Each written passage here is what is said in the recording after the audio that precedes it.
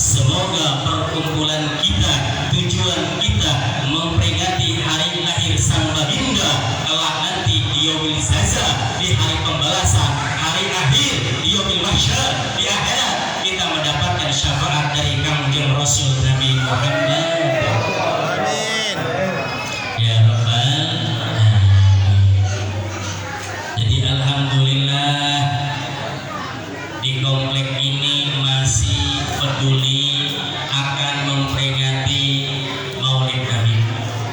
berarti ini warga sini, penduduk di sini imannya masih kuat, imannya masih mantap. Amin.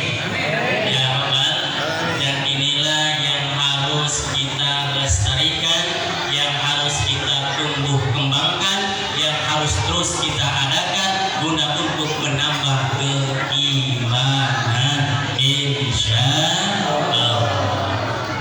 Karena selaku manusia tidak akan sampai imannya kepada Allah Subhanahu wa Ta'ala tanpa melalui syariat yang dibawa oleh Nabi Muhammad Sallallahu Alaihi Wasallam. Maulid Nabi intinya adalah pengajian yang di dalamnya ilmu pengetahuan. Telah dibacakan tadi hadisnya oleh adik-adik kita, thalabul ilmi fariidatun 'ala kulli muslimin wa muslimat. Kalau sholat itu hukumnya fardu, Pak. Bahasa Arab itu fardu, bahasa kitanya wajib. Betul. Sholat 5 waktu hukumnya fardu. Zakat di bulan Ramadan hukumnya fardu, betul nggak? Puasa di bulan Ramadan hukumnya fardu. Mampu naik haji hukumnya fardu. Tapi kalau yang namanya ngaji bukan fardu, Pak, tapi fariidah. Beda. Nah, di sini fariidah adalah segan mubalaghah, yang artinya benar-benar wajib. Kalau sholat sekedar wajib saja, puasa sekedar wajib saja, zakat sekedar wajib saja, tapi menuntut ilmu taklim hadir di pengajian wajibnya benar-benar wajib. Kenapa alasannya? Argumentasinya karena sholat kita tidak akan sempurna tanpa adanya ilmu, dan ilmu itu adanya di majlis taklim, betul nggak? Ibadah adalah kewajiban, punya standar di dalamnya, bukan tebak-tebakan, bukan asal-asalan. Di dalam sholat ada rukun, di dalam sholat ada syarat sholat, bahkan di dalam sholat ada 2 sunnah, hayat dan abad. Wajar munasabah manusia apabila dia mau meninggalkan sholat, rela meninggalkan sholat, tidak ada seperti dalam hatinya ketika dirinya meninggalkan sholat. Kenapa? Yakin pasti di dalam tubuhnya tidak ada ilmu dalam agama. Betul nggak? Orang yang pengajian memang belum tentu masuk surga, betul nggak? Kita yang pengajian tidak pernah mengecap orang bahwa si fulan neraka.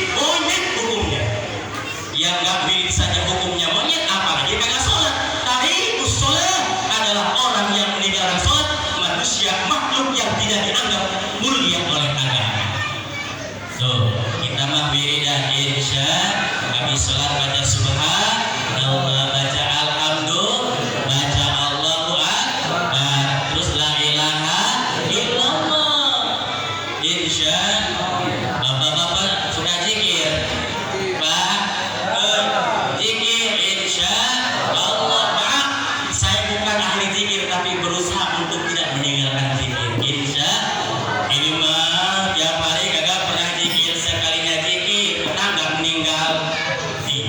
Itu juga zikirnya dipilih-pilih.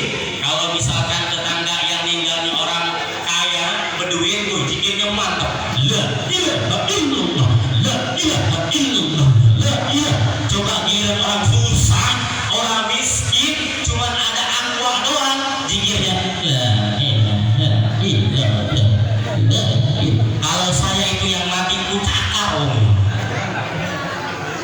Zikir bukan karena orang kaya, zikir bukan tetangga tak punya, tapi zikir kepada Allah Subhanahu wa Ta'ala, sang pemilik segalanya. Insya Allah. Jadi mari kita lewat momen Maulid Nabi, isinya adalah ilmu. Karena ilmu tanpa manusia nggak apa-apa, tapi manusia tanpa ilmu mau jadi apa? Jangankan urusan ibadah, urusan dunia saja, mau berkebun itu harus ada ilmunya, betul tidak itu?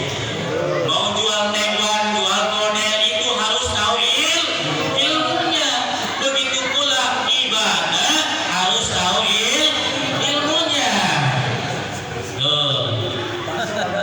Maka Ibnu Ruslan di dalam kitab Ma'ijubat mengomentari status manusia yang bodoh dalam urusan agama. Gimana Ibnu Ruslan ngomong ini? Wa kullu man bi ghairi ilmi amalu mardudatun la tuqbalu. Wa kullu man bi ghairi ilmi amaluhu mardudatun la tuqbalu. Ya, artinya siapa manusia di antara kita yang ibadah kepada Allah Subhanahu wa Ta'ala begeri ilmi, tanpa ilmunya sholatnya kagak tahu. Padahal sholat itu ada rukun itu terbagi menjadi 3.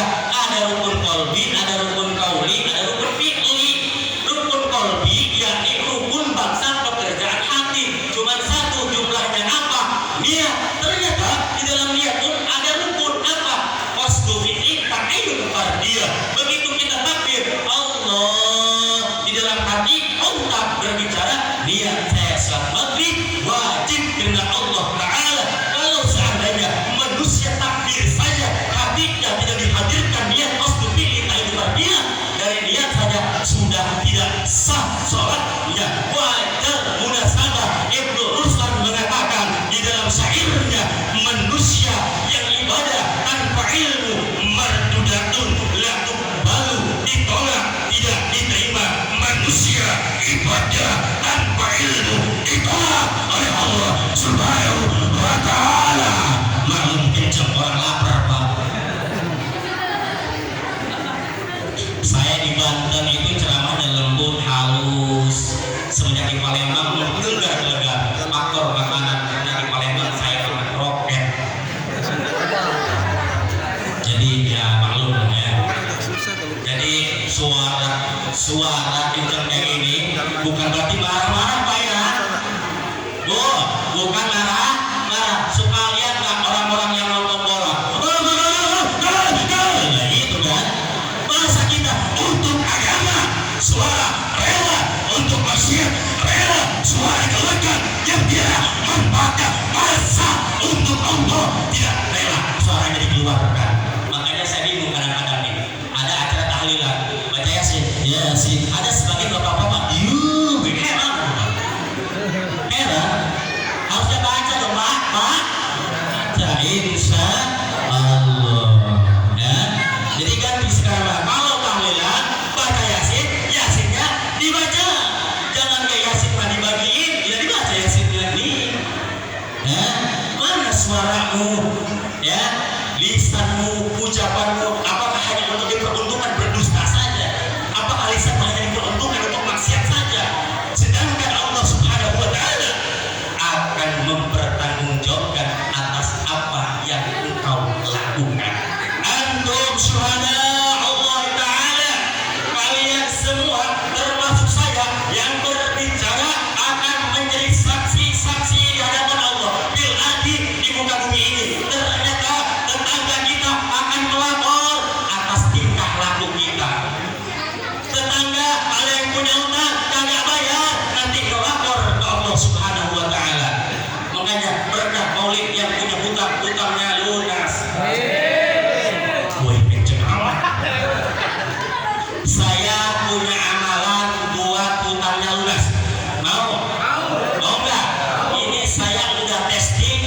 uji coba dan ternyata itu realitas fakta. Bisa dicoba untuk siapapun. Asal yakin. Syaratnya cuma dua.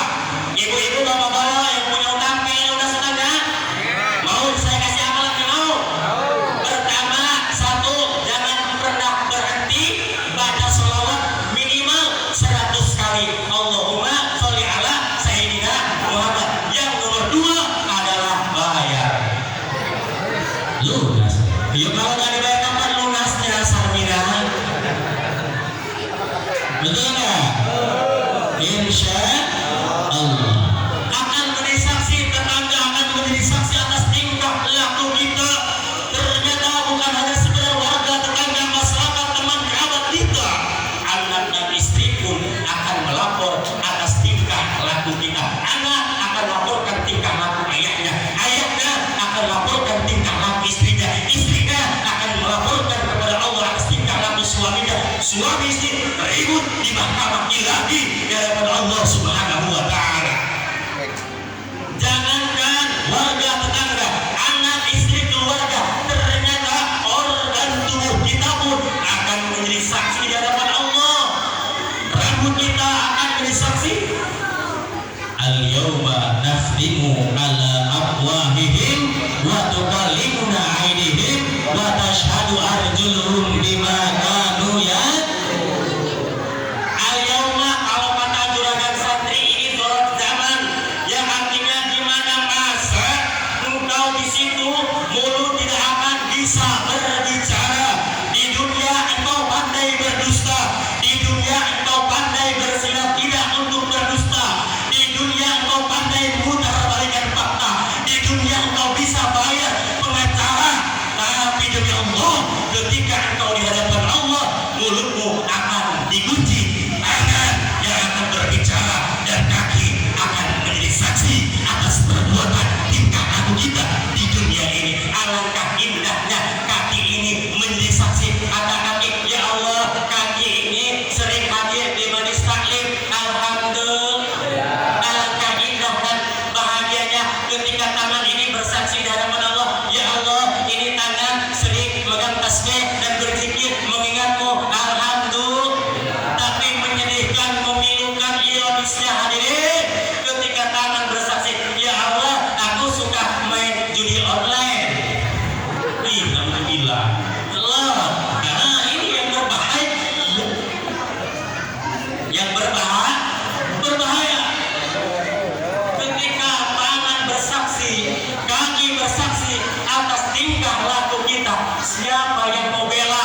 Malaikat mau disodok? Hei, malaikat kagak butuh uang, malaikat kagak butuh makan, nggak bisa disodok.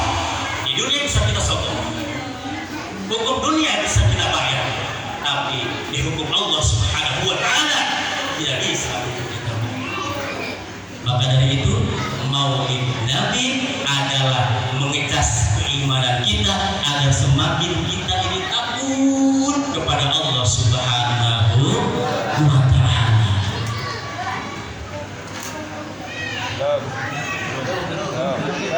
Tapi dari bukti apa? Ini kan jam saya, mata saya, ya terserah saya.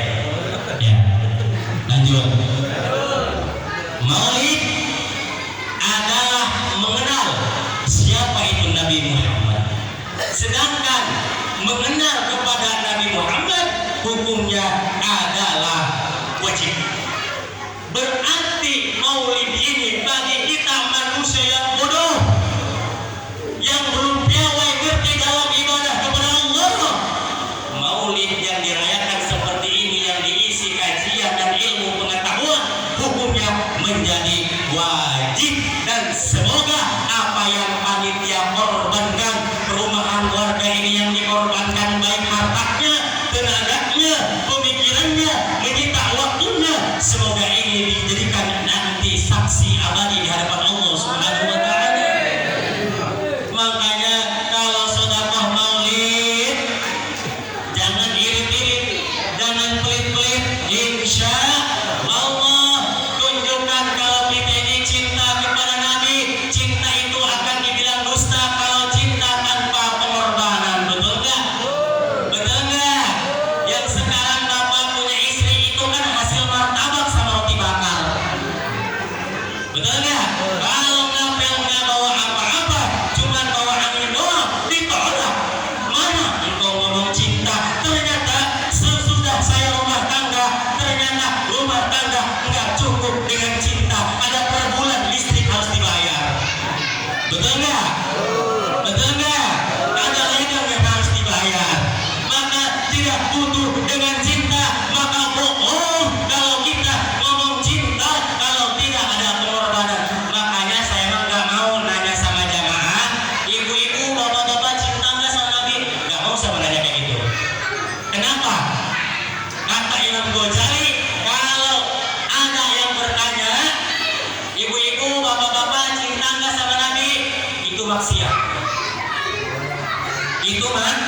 maksiat.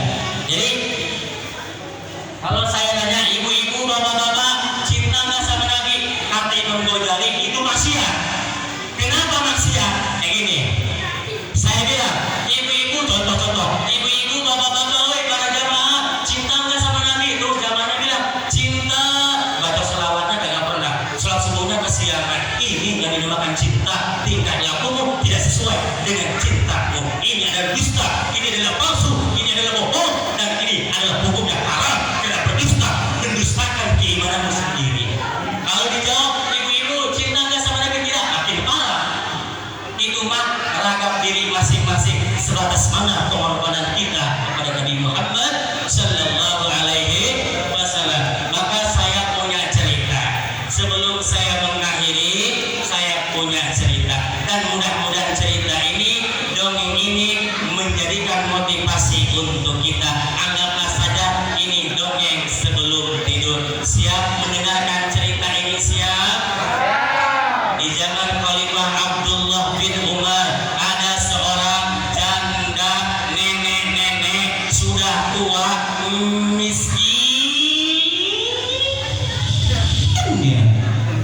miskin ya. Ya kalau misalkan ada sini wong miskin tapi suaminya masih bekerja, ada gaji baik mingguan baik bulanan, itu kalau miskin saja. Ini mah Umi Kulsum nggak punya suami, janda tua, punya anak satu, rumah juga nggak terlalu luas dan bagus, nah nggak punya penghasilan, itu namanya miskin. Tapi ini Umi Kulsum walaupun miskin harta, punya rasa cinta yang luar biasa kepada sang baginda Sayyidina Muhammad. Umi Kulsum ngelamun ke janda tua, ngelamun bukan pengen berlaki-laki bu, tapi ngelamun ya Allah, lihat kanan kiri tetanggaku tiap rumah ngadain muludan. Jadi zaman dulu mah ibu ngadain muludan itu satu rumah, jadi tiap-tiap rumah. Nanti hari Senin di rumah Bapak Ahmad, terus hari Selasa tempat Ibu RT Wiwi misalkan, hari Rabu tempat Ibu Sarminah, terus tiap hari terus muludan memperingati Maulid Rasul. Ini Umi Kulsum pengen ngadain muludan, akan tetapi apalah daya, ingin memeluk gunung, memeluk bantal pun kagak punya, harta kagak punya, uang kagak punya. Kata Umi Kulsum, kalau misalkan aku punya motor mah mungkin motor ku jual, kalau misalkan punya mobil mah mobil ku jual, guna untuk memperingati Maulid Rasul. Tapi apalah daya, mobil nggak ada, motor pun nggak ada, rumah pun sempit. Apalah daya, Umi Kulsum pengen mengadakan Maulid sang baginda. Mikir Umi Kulsum, akhirnya tersirat dalam benaknya, apa anak saja ku jual.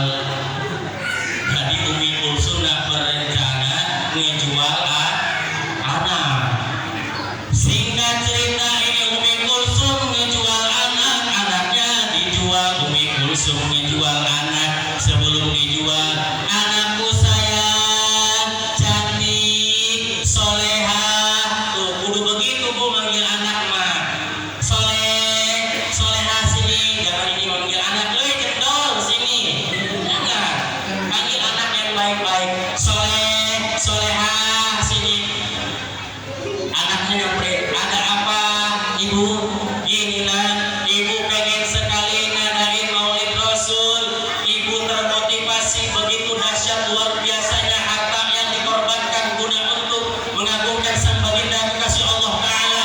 Namun ibu nggak punya harta, anakku mau beli berasnya kagak punya uang, mau beli lauknya kagak punya uang. Terus kata anaknya, ya gimana ibu? Jadi kayak gini anakku, mau nggak kalau kamu itu dijual? Kata anaknya, dijual? Lantaran anaknya pun soleha, yang samina wa ta'na, yang solehanya luar biasa. Akhirnya anaknya berkata, wahai ibuku, kalau ini untuk pengorbanan agama, untuk sang baginda kekasih Allah Ta'ala, jangan tunggu nanti-nanti, sekarang juga jual. Biarlah kita berpisah di dunia,